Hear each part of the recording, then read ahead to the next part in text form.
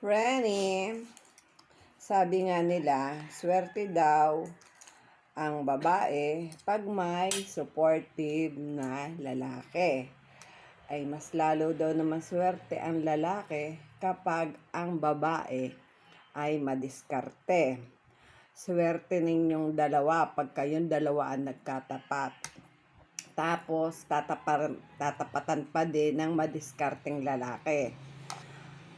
Mas mabuti nga ngayon nagkakasuportahan na mag-asawa. Dahil tanda ko nung una-una, nung maliliit pa kami, basta ang mga inanon sa bahay laang, mag-aantay ka na laang ng sweldo na iaabot sa iyo, ikaw ang magbabudget. Ayun, housewife na ang dating mo. Ay pero ngayon, ang nauuso ngayon ay yung suportahan ang mag-asawa, lalo't madami ngayon ay mga nakapag-aral na. Ay di gagamitin mo ngayon ng iyong pinag-aralan.